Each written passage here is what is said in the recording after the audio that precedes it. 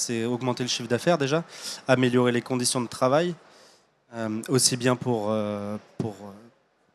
améliorer la qualité de la visite du consommateur, comme améliorer pour que ce soit confortable à travailler pour l'équipe de vente. Alors c'est intéressant ce que vous me dites parce que je n'aurais jamais pensé ça. Je ne me serais pas dit qu'en refaisant une décoration, on pense directement à une augmentation de chiffre d'affaires.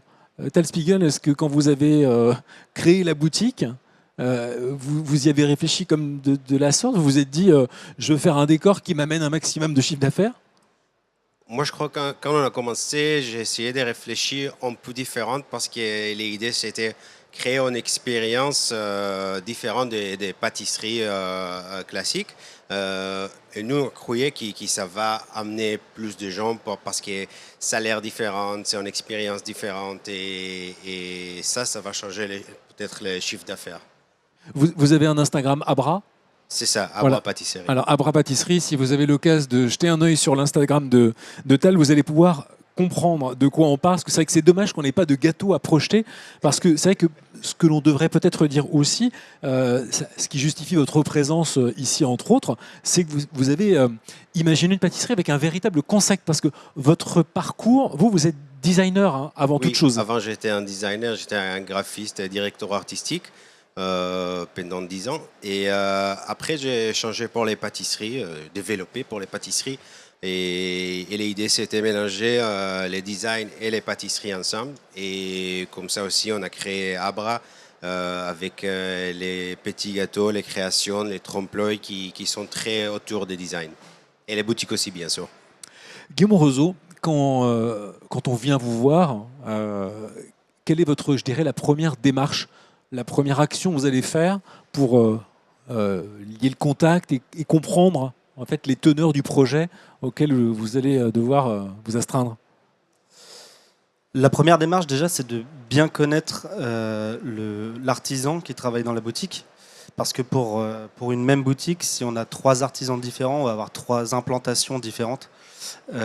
Donc, je m'adapte vraiment à l'artisan qui travaille dedans et également à la clientèle, également au lieu, évidemment. Et il y a beaucoup de points qui rentrent en compte pour étudier. Parce que, comme vous disiez tout à l'heure, je ne suis pas uniquement décorateur, parce que sinon on n'aurait pas vraiment besoin de moi. Je pense que n'importe qui ici, en regardant un petit peu sur Internet, est capable de faire de la décoration. Par contre, implanter réellement un magasin en réfléchissant une circulation client, en réfléchissant vraiment comment on va placer les produits, comment on va faire en sorte qu'ils soient visuellement bien placés pour la consommation. En fait, c'est un projet, enfin, c'est une globalité que vous allez apporter. C'est ça. Voilà, c'est pas tant la déco. Alors, l'agencement, c'est un mot qui compte. Bien sûr. Parce qu'il y a différentes tailles de boutiques et je pense que plus c'est petit et mieux il faut agencer. Plus c'est petit, plus c'est difficile. Ouais. Ouais. Donc la première chose que vous faites, c'est de venir et vous attendez en fait que le commerce soit ouvert en fonctionnement et vous observez. C'est ça, le premier rendez-vous, c'est de vraiment apprendre à se connaître avec l'artisan, de savoir comment il va fonctionner. Et j'ai tendance à poser un peu trop de questions pour justement comprendre le fonctionnement.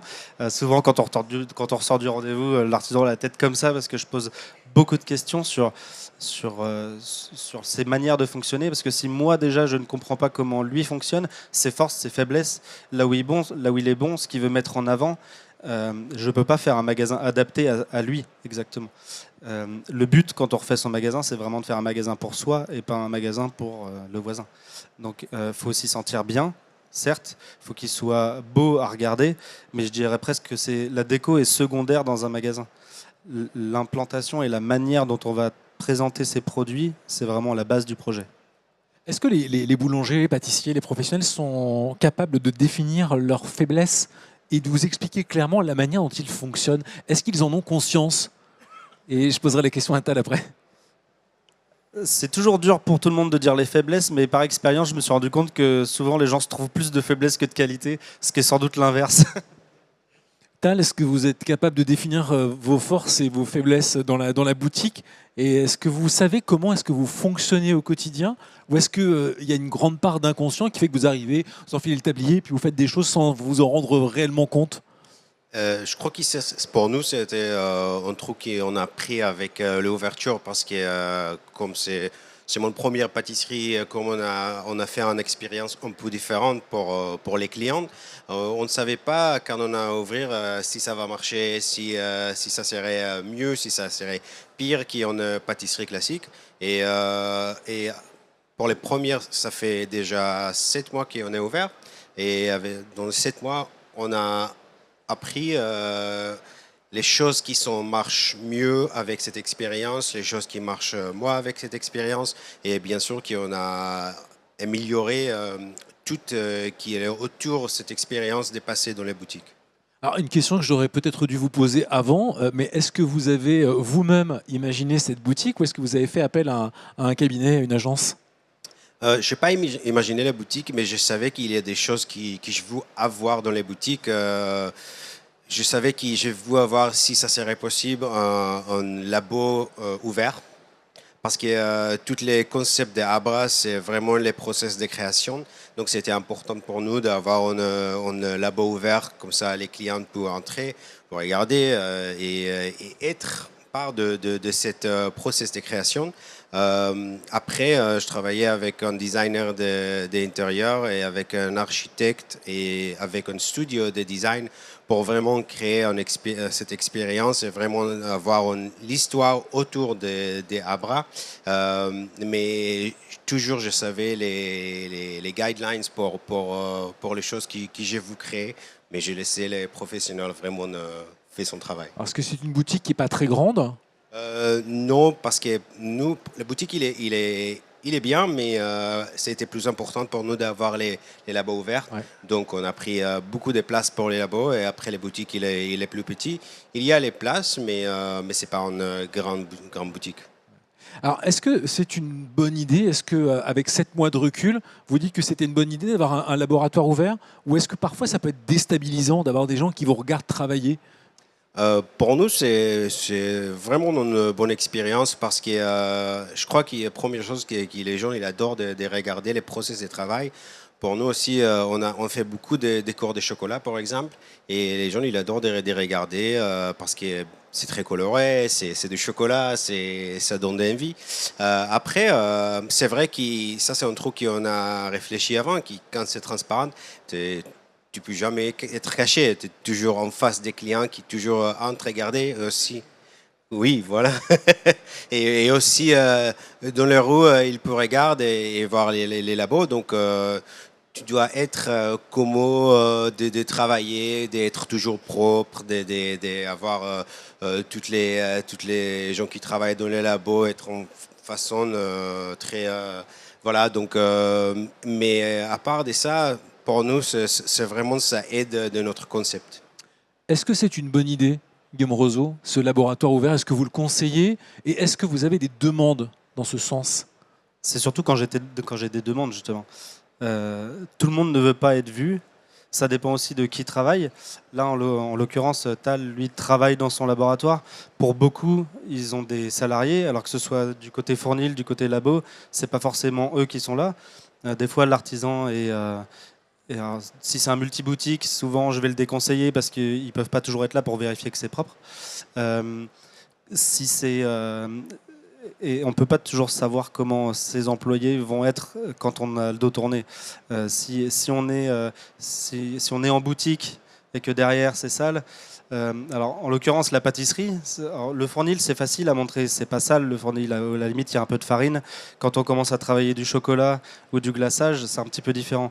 Maintenant, moi, mon rôle, c'est aussi de conseiller là-dessus, de guider et de dire, juste de poser les bonnes questions en disant attention, si on voit le laboratoire, il faut que vous sachiez qu'il y aura ça, ça, ça et qui vont rentrer en compte. Maintenant, vous avez les cartes en main, ça vous décidez. Moi, je prends aucune décision pour mes clients, je suis juste un guide. Et c'est pour ça qu'il y a des règles très importantes de suivre quand il y a les labos ouverts, parce que toutes les gens qui travaillent dans les labos sont avec un t-shirt d'Abra, avec une casquette d'Abra, on est très propre. Après, quand on travaille, on regarde que tout est propre, que tout est Voilà, qui on nettoyait pas et voilà, et pas avoir des sacs de poubelles derrière ou quelque chose. C'est toujours rangé et ça c'est très important. Bah, c'est une manière très différente de travailler, mais par contre, il y a quelque chose que moi je conseille souvent en magasin, surtout dans Paris et région parisienne, où le snacking prend une part énorme. On y est d'ailleurs, où le snacking prend une part énorme, c'est que euh, le snacking, c'est plus facile à travailler proprement. Alors, c'est facile aussi d'aller mettre de la mayo et des tomates partout sur le plan de travail, mais j'ai tendance assez vite à conseiller un post-animation où on va fabriquer du sandwich, de la salade devant les clients. Parce que alors, je parle vraiment pour la clientèle francilienne, c'est ce que je connais en tout cas. Les gens aiment voir quand même un peu de fabrication, ça redonne un côté artisanal à l'affaire. Oui, ça peut être une bonne idée d'ouvrir son fournil. Moi, j'ai déjà vu des fournils vraiment ouverts, c'est-à-dire qu'il n'y a pas de mur du tout, pas de vitre. Parce que chez Tal, il y a une vitre qui sépare, donc il y a comme une distance, une séparation, ne serait-ce que pour la poussière de farine, mais d'avoir ce laboratoire complètement ouvert avec quelque part le comptoir qui est intégré, d'avoir une seule unité. C'est bien. Qu'est-ce que ça apporte à la fois, je dirais, pour y travailler et aussi quel regard le client porte-t-il là-dessus? Ça plaît au client, ça, de pouvoir voir ce que fait l'artisan? Alors, ça a un côté très rassurant pour le consommateur. Je pense que pour l'artisan qui travaille dedans, justement, ça rapporte une question un peu plus compliquée, où justement, il faut toujours que tout le monde soit propre. Comme disait Tal, qu'il n'y ait pas de poubelle qui traîne, qu'il n'y ait rien. Et on sait tous que quand on est dans le feu de l'action, quand on est dans le jus, on a tendance à laisser traîner un peu pour passer à autre chose. Là, on est obligé d'être toujours hyper rigoureux. Est-ce qu'il y a des clés à respecter, des codes, ce que je disais en introduction, quand on agence une boutique? Est-ce qu'il y a un ordre qu'on réfléchit, un sens de circulation? Est-ce qu'il faut que le client puisse être loin d'une vitrine pour qu'il puisse passer devant un maximum de produits pour éventuellement avoir envie d'acheter quelque chose qu'il n'avait pas prévu de faire? Alors, il y a une base de travail sur la réflexion, oui. Après, c'est vrai que, comme je disais tout à l'heure, on s'adapte vraiment à qui travaille dans le magasin et comment il veut présenter les choses. Mais de manière classique, on a tendance toujours à rentrer sur le comptoir froid. La, la chose à ne pas faire, c'est d'avoir un raccourci rapide vers les baguettes, par exemple. Une grosse partie de la clientèle en boulangerie-pâtisserie vient chercher une baguette. Mon rôle à moi, c'est de lui donner envie d'acheter autre chose. Euh, Ensuite, le rôle de l'artisan, c'est qu'il revienne. Mais donc, le but premier, c'est que quand on met le premier pied dans le magasin et quand on arrive jusqu'à ce qu'on arrive à la caisse, qu'on ait vu tous les produits qui sont fabriqués par l'artisan. C'est vraiment la base, parce que c'est comme ça qu'on va réussir vraiment à augmenter la moyenne de panier. Quand on refait son magasin, oui, on refait la façade, le magasin va être plus beau, il va être plus attirant vu de l'extérieur, mais on ne va pas passer de 500 clients jour à 1000 clients jour parce qu'on a refait le magasin. Suivant où on est, on ne va pas avoir plus de monde. Donc le rôle de l'architecte, c'est de faire en sorte que quand quelqu'un vient acheter une baguette, qui veut donner 1 euro, eh ben, qu'on arrive à lui en prendre 5.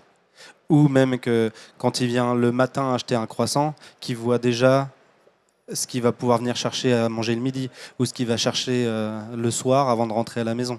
Parce que c'est beaucoup plus facile de prendre 3 fois 5 euros à quelqu'un que de prendre 1 fois 15. Donc il faut absolument que le client revienne. Ça, C'est la base, ouais. c'est la base. Ouais. D'ailleurs, les magasins, aujourd'hui, on les imagine, quand on les réfléchit vraiment en fonction de la journée. Un magasin, tout le monde sait qu'un magasin évolue énormément. Il y a vraiment 4 phases dans la journée. Il y a le matin, il y a le midi avec le snacking, il y a l'après-midi avec le goûter, il y a le soir avec le pain, avec les pâtisseries. Et ensuite, il y a encore d'autres phases dans l'année, entre l'été, entre l'hiver, entre les fêtes. Il y a vraiment beaucoup de choses à prendre en compte. Mais souvent, on me parle de Noël parce que c'est une très grosse période et on a envie que le magasin soit adapté à Noël parce qu'on fabrique beaucoup plus de produits. Mais il faut faire attention aussi parce que si le reste de l'année, il est vide parce qu'on a prévu Noël dans l'implantation, c'est aussi un problème parce qu'un magasin vide, c'est un magasin qui ne vend pas. Vous avez anticipé les différentes saisons, Tel Spiegel, quand vous avez ouvert, vous vous êtes dit, tiens, ma boutique vivra comme ça à Noël, puis à la Saint-Valentin, puis à Pâques, puis... Euh, Comme c'est les premières années, c'est très difficile de prévoir toutes les choses comme ça. Je crois que nous, on a décidé d'apprendre les premières années pour vraiment comprendre c'est qui nos clients, c'est à quelle heure de journée il arrive plus, moi, et bien sûr pour toutes les étés, l'hiver, les fêtes. C'est vraiment un process d'apprendre toutes les nouvelles choses pour nous. Et on avoue maintenant pour Noël. Et on est en train de comprendre tout pour les Galets des Rois. Et voilà. Quel recul vous avez, enfin, avec les 7 mois d'ouverture, quel regard vous portez aujourd'hui? Est-ce que vous êtes assez satisfait de l'organisation que vous avez voulu donner? Vous atteignez les chiffres, par exemple? Vous êtes content de l'ouverture? Oui, nous on a décidé d'ouvrir en juillet, on savait que ça serait plus calme juillet-août, pour prendre les 2 mois pour vraiment comprendre tout ce qui est autour de nous, comme c'est une nouvelle pâtisserie. Moi, avant, j'ai fait des consultantes, j'ai écrit des livres de pâtisserie, mais j'ai jamais avait mon pâtisserie, donc c'était important pour moi de vraiment prendre du temps, de vraiment comprendre. Et on a fait ça sur les premiers 2 mois et c'était très bien, comme c'était plus calme, plus des touristes. Après, on avoue les changes quand septembre arrive, ça a changé complètement. Et on était plus prêts. On est très content parce on a essayé de comprendre les clients, on a essayé de comprendre l'expérience dans les boutiques. On a changé beaucoup de choses petites et on a compris qui marche pas ou chose qui doit bouger des A à B. Voilà, mais à part de ça, c'est très bien. Guillaume Roseau, combien de temps elle dure, votre phase d'observation? Quand vous venez en boutique, vous restez une journée, vous revenez 2 jours, 3 jours? Non, souvent la phase d'observation dure un peu moins longtemps. Souvent, je fais déjà des recherches avant de venir. Ok. Et après, souvent, je passe 3-4 heures en magasin. Ok. On va dire que Ça vous suffit à... je passe 1 heure et demie à discuter avec l'artisan. Après, j'ai la phase où moi, je dois faire les plans. Donc, prendre toutes les mesures du magasin pour pouvoir travailler ensuite. Mais déjà, en 1 heure et demie, on balaye pas mal de sujets. Et vous arrivez à vous projeter sur cette phase d'observation, sur effectivement répondre à une attente qui n'est pas simplement un moment donné sur l'année, mais toute l'année? C'est à ça que servent les questions. Ouais. Ouais, Parce que je peux pas venir pendant un an avant de faire le projet. Non, mais bien Souvent, entendu. souvent, de plus en plus, les gens s'y prennent un peu tard parce qu'il y a beaucoup de choses qui rentrent en compte auxquelles on ne pense pas forcément. Ouais. Il y a les demandes administratives qui prennent beaucoup de temps, les demandes en préfecture, les demandes les financements.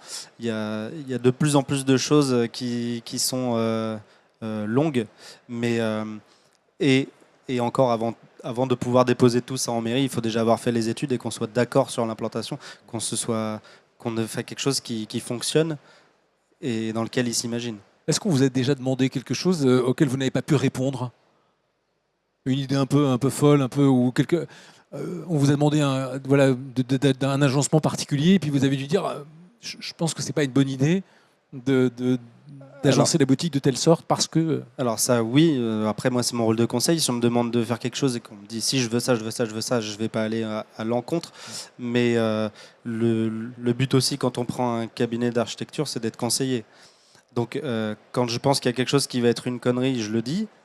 Mais c'est pas mon magasin, donc c'est pas à moi de décider. Quelles sont les erreurs à ne pas commettre? Vous avez 2 heures. Les erreurs à ne pas commettre. Oui.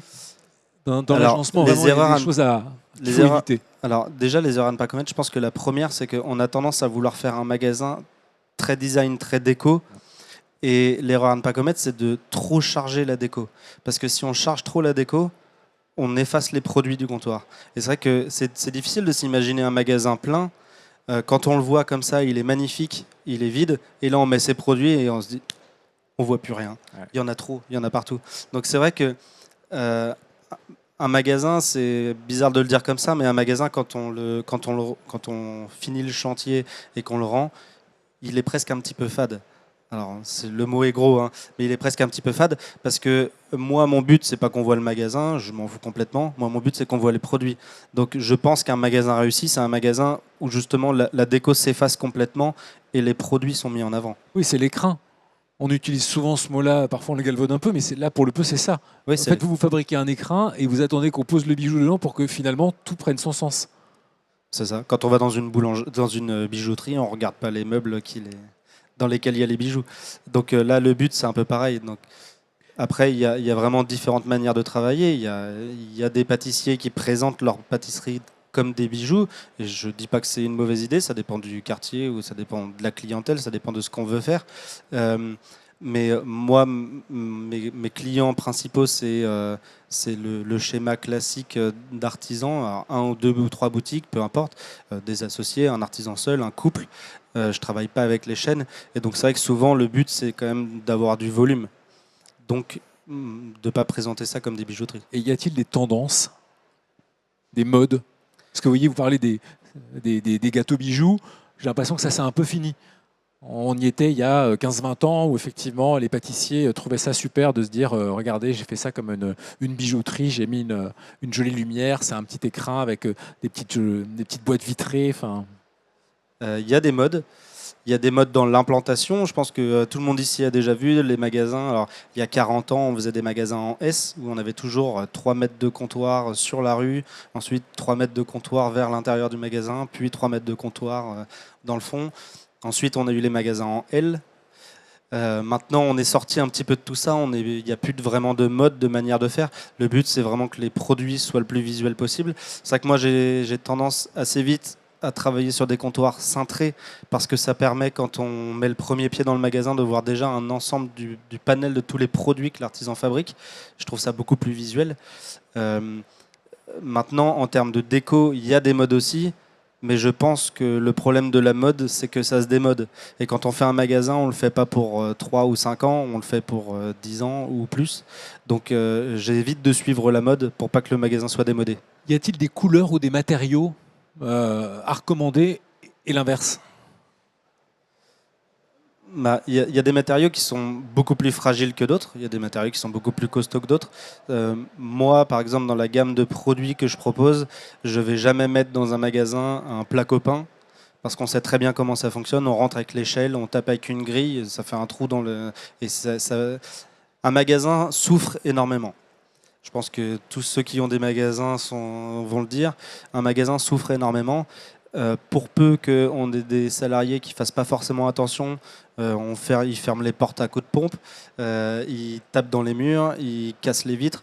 Donc la base pour moi aussi, après tout ce qu'on a cité juste avant, c'est quand même d'utiliser des matériaux qui sont costauds. Si le but est de durer longtemps avec son magasin, donc de travailler en panneaux muraux menuisés, de travailler en carrelage, et de bien choisir ces matériaux pour que ce soit des matériaux qui sont résistants et qui sont adaptés aussi au pain, qui est très abrasif.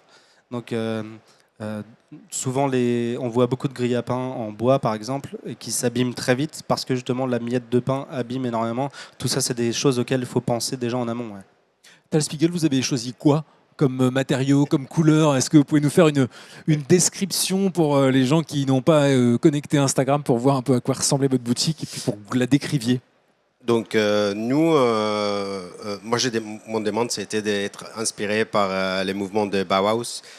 Donc on a travaillé avec les formes très rondes, très propres et un grand contraste entre blanc et couleur.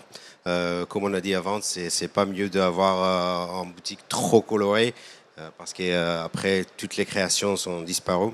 Donc on a vraiment divisé et séparé les couleurs et les blancs. Pour avoir un espace plus chaleureux, on a ajouté des bois autour sur les murs. Et voilà, et tout est vraiment divisé. Et les trucs qui étaient importants pour nous, c'est vraiment d'avoir une séparation entre les labos, qui est vraiment blanc et inox, et les boutiques, il est plus avec les couleurs, avec les créations. Et quand vous êtes dans les boutiques, tu peux regarder, voir les labos blancs inox, mais vous êtes dans l'espace plus coloré. Et après, on a pris les inox qui sortent dans les boutiques aussi. Donc, toutes les surfaces dans les boutiques sont inox. Et pour exemple, on a pris les tuyaux d'aération qui est rouge, et quand il entre dans les labos, il est inox. Et comme ça, on a pris de quelque chose qui entre dans les deux espaces différents pour montrer que c'est vraiment un espace qui est divisé par deux. Et vous avez aussi fait le choix d'avoir quelques places assises On peut s'asseoir, on peut rester, manger. Juste extérieur, c'est possible des assis. On a les places pour assis. Intérieur, c'est un peu compliqué comme c'est pas un grand espace. Ouais, Mais bien sûr, vraiment, je crois que c'est très important d'avoir les places pour assis. Aussi, c'est en pâtisserie aussi qui on a des cafés. Mais il y a beaucoup de gens qui arrivent ou le matin ou après-midi qui aiment bien des assis, de prendre un café, de prendre une pâtisserie, de vraiment faire une dégustation sur place. Et ça nous aidait beaucoup. Vous avez, Guillaume Rezeau, aussi ces demandes-là d'aménager un espace pour que les gens puissent rester, s'asseoir pour soit déjeuner, soit prendre un petit déjeuner ou un goûter?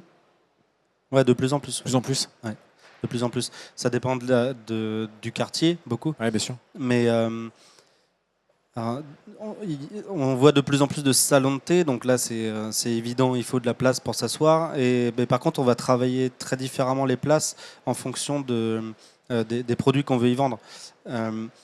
On peut faire des places qui sont plus ou moins confortables si on veut que les clients restent plus ou moins longtemps. Ouais, c'est ça. Si le but c'est que les gens s'installent, mangent un sandwich et libèrent la place pour le client suivant, c'est vrai qu'on va avoir tendance à faire des places un peu moins confortables pour qu'il y ait du flux. Mais ça dépend aussi de la taille du magasin. Si on a un magasin avec 4 places assises, c'est vrai qu'on va avoir tendance à faire quelque chose avec un turnover plus rapide. Si on a une grosse surface avec 100 places assises, on peut se permettre de faire des places plus confortables. Mais tout le monde ne veut pas forcément avoir le client qui vient, qui prend un café et qui s'installe pendant 4 heures à travailler sur son ordinateur. Mais il faut déjà savoir en avance ce qu'on veut. Comment est-ce qu'on l'intègre, cet espace où le client pourra s'installer? On en fait une continuité ou au contraire on en fait un espace à part, bien délimité? Le but, c'est quand même de s'y sentir bien. Donc, souvent, on va essayer de le mettre un petit peu à part, de le mettre dans un coin ou de le mettre face à la vitrine pour que les gens, quand ils consomment, puissent continuer à voir les produits. C'est quelque chose qui est bien aussi parce que le client qui vient s'installer aujourd'hui, il reviendra peut-être demain, ramènera peut-être quelqu'un d'autre d'ailleurs. Donc, le but, c'est quand même de faire quelque chose de confortable. Enfin, de confortable. Oui, je comprends. De se sentir bien en tout cas. Mais après. Vous êtes perdu dans votre explication. Alors, une dernière question avant d'entamer un point pour finir, parce que c'est un point important qu'on n'a pas encore abordé. Le sens de circulation, est-ce que, quand on en a la possibilité, est-il préférable d'avoir un point d'entrée et un point de sortie, ou, au contraire, est-ce qu'une seule porte peut suffire Moi, je préfère toujours faire un point d'entrée, un point de sortie. Ouais. Pour la simple et bonne raison que c'est beaucoup plus facile de guider le consommateur pour qu'il passe vraiment devant tous les produits. Comme je disais tout à l'heure, quand on arrive à la caisse, il faut qu'on ait vu tout ce que l'artisan fabrique. C'est comme ça qu'on augmentera la moyenne de panier. Donc en faisant une entrée et une sortie, et puis ça fait un flux qui est beaucoup plus agréable à suivre. Quand les gens se croisent, pour peu qu'il y ait une poussette, un fauteuil ou n'importe quoi, c'est beaucoup plus compliqué de faire quelque chose de confortable. Maintenant, la plupart des magasins ne s'y prêtent pas forcément. C'est sûr qu'un magasin en angle se prêtera beaucoup plus facilement à faire une entrée et une sortie qu'un magasin avec une façade de 2 mètres de long. Ouais. Où là, c'est pas envisageable. Alors, le point que nous n'avons pas encore abordé et qui a toute son importance, l'éclairage. Parce que quand on agence, c'est une chose, mais il faut aussi éclairer. Et ça, c'est vous qui me l'avez appris quand on s'est parlé pour préparer nos échanges. Mais c'est quelque chose qu'il ne faut pas négliger, l'éclairage.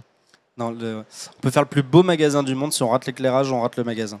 Alors, j'ai pas vu ton magasin. Mais On avait un cauchemar avec l'éclairage, donc c'est pour ça que j'ai écouté. Aujourd'hui, en boulangerie-pâtisserie, on a la chance d'avoir des fabricants qui fabriquent de l'éclairage spécialisé pour votre métier.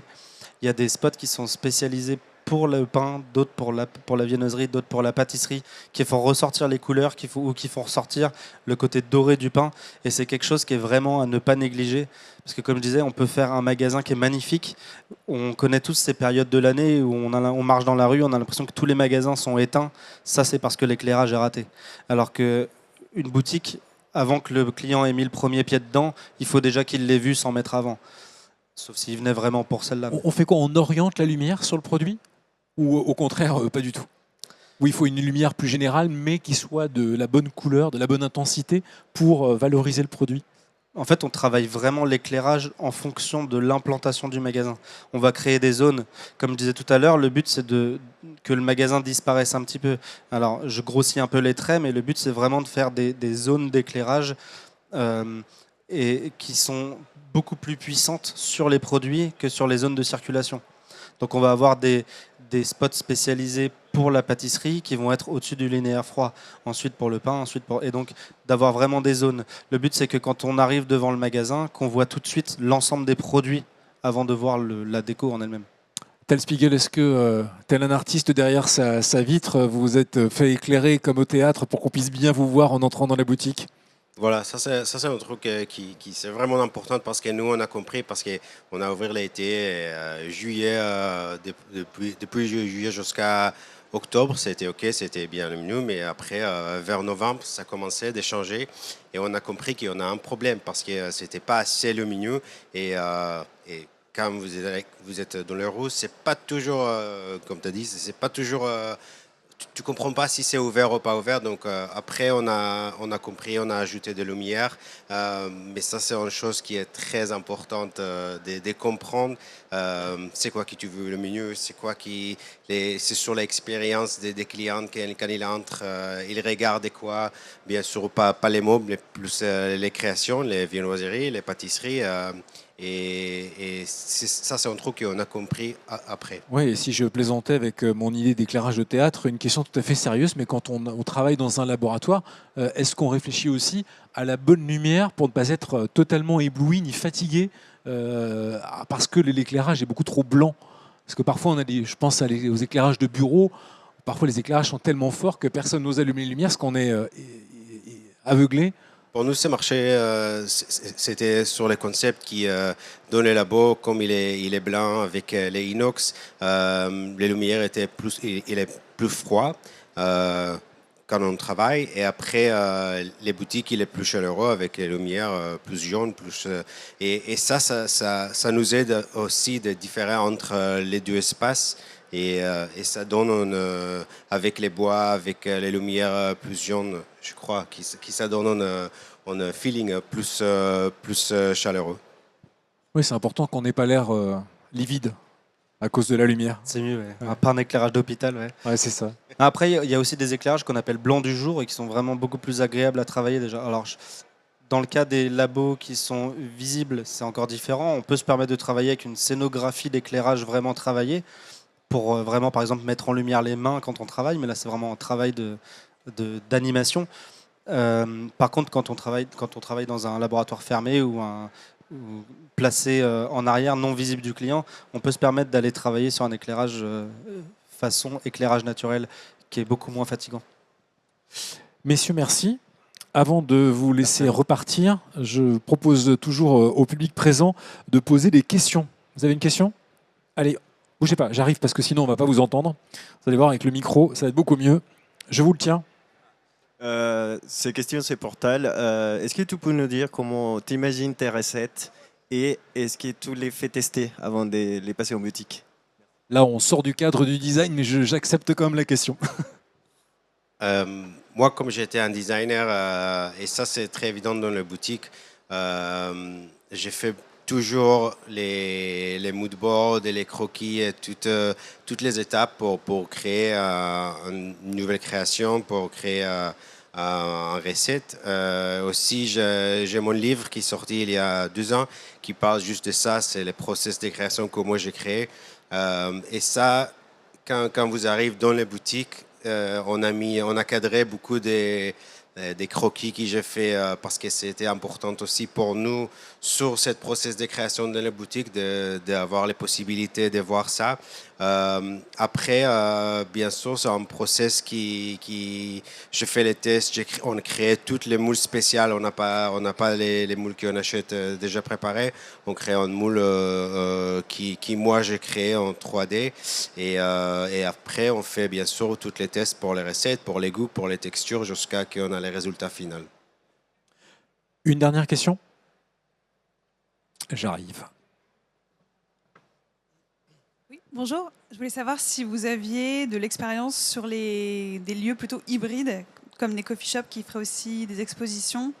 Est-ce que vous avez déjà travaillé avec des lieux comme ça? Voilà, sur la lisibilité des projets, parfois c'est un peu confusant d'avoir des boutiques et des cafés en même temps. Enfin, voilà.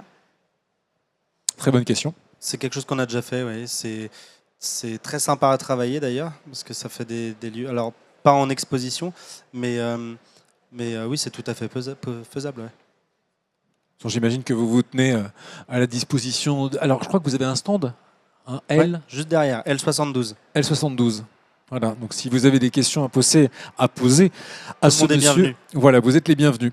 Je vous remercie, Tal Spiegel, Merci. donc pâtissier, fondateur de Abra, et Guillaume Roseau de la société Mosaïque, donc L62, si on veut venir vous voir. Merci d'être venu, merci de votre attention. Si vous avez une petite faim, on va parler végétal pour la suite de cet après-midi avec Baptiste Suaton, c'est le chef ambassadeur de La Vie. La Vie, ils sont juste derrière si vous voulez découvrir leurs produits, et il va venir nous préparer, même si c'est l'heure de goûter, un jambon beurre végétal. Voilà, donc si vous êtes curieux, restez parmi nous, on se retrouve d'ici 5 minutes.